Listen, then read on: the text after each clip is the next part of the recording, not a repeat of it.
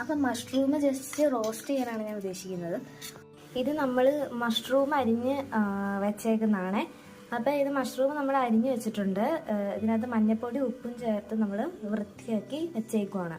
ഇത് നമുക്കിതൊന്ന് കുറച്ച് നേരം വെച്ചതിന് ശേഷം, ഇത് കുറേ നേരമായി വെച്ചിട്ട്, അപ്പോൾ ഒരു 10-20 മിനിറ്റ് ഇങ്ങനെ മഞ്ഞൾപ്പൊടി ഉപ്പും വെച്ച് വെച്ചേക്കുക. എന്നിട്ട് നമുക്കിതൊന്ന് കഴുകി വാഷ് ചെയ്തെടുക്കാവേ. അപ്പം ഞാൻ മഷ്റൂം നന്നായിട്ട് കഴുകി എടുത്തിട്ടുണ്ട്. അപ്പം നമ്മൾ മഞ്ഞൾപ്പൊടിയും ഉപ്പും പറ്റി വെച്ച് ഒരു 10 മിനിറ്റിന് ശേഷം, ഒരു 10-20 മിനിറ്റിന് ശേഷം നമ്മൾ എന്ത് ചെയ്തിട്ടുണ്ട്, മഷ്റൂം നല്ല വെള്ളത്തിൽ കഴുകി എടുത്ത് സെറ്റാക്കിയിട്ടുണ്ട്. അപ്പം പാൻ നമ്മൾ വെച്ചിട്ടുണ്ട്. പാൻ നന്നായി ചൂടായി കഴിയുമ്പോഴത്തേക്ക് അപ്പം നമ്മൾ എണ്ണ ഒഴിക്കാൻ പോവുകയാണ്.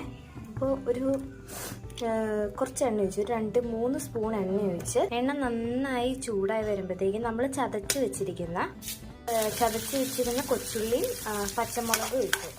അപ്പോൾ എണ്ണ ചൂടായി കഴിയുമ്പോൾ ഈ 2 സംഭവമാണ് ഇട്ട് കൊടുക്കേണ്ടത്. അപ്പോൾ ഇതിന് നന്നായിട്ട് വരണ്ട്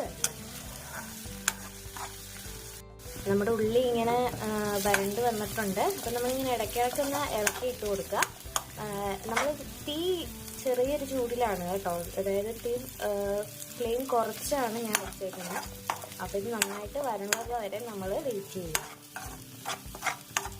ഇതുണ്ട് നമ്മുടെ ഉള്ളിയും പച്ചമുളകും നല്ലൊരു ഒരു ബ്രൗണിഷ് ഷെയ്ഡിലേക്ക് വന്നിട്ടുണ്ട്. കണ്ടല്ലോ, ഇത്ര ഉപ്പേ ഇട്ട് കൊടുക്കുന്നുള്ളൂ.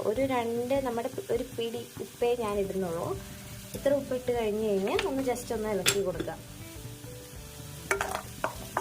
നമ്മളതൊന്ന് ഇളക്കി കൊടുക്കുവാണ്. കണ്ടോ, ഇപ്പം നമ്മുടെ കുഞ്ഞു തീയിൽ, കുഞ്ഞു ഫ്ലെയിമിൽ വെച്ചാണ് നമ്മൾ ചെയ്യുന്നത്. അപ്പോൾ ഇത് നല്ല രീതിയിലൊരു ബ്രൗണിഷ് ഷെയ്ഡിലേക്ക് വന്നിട്ടുണ്ട്.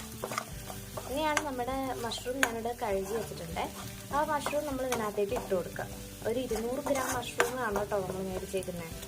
അങ്ങനെ നമ്മുടെ കഴുകി വാരി വെച്ച മഷ്റൂം, നമ്മുടെ ചുവന്ന കൊച്ചുള്ളി പച്ചമുളക് ഒരു ബ്രൗണിഷ് കളറിലേക്ക് വന്നു കഴിഞ്ഞപ്പോഴത്തേക്കും വാടി നന്നായി സെറ്റായി കഴിഞ്ഞപ്പോഴത്തേക്കും നമ്മൾ ഉപ്പിട്ടതിന് ശേഷം നമ്മൾ കഴുകി വെച്ചിരിക്കുന്ന മഷ്റൂം നമ്മൾ ഇതിനകത്തേക്ക് ജസ്റ്റ് ഒന്ന് ഫുള്ളൊന്ന് ഇളക്കി കൊടുക്കാറ്.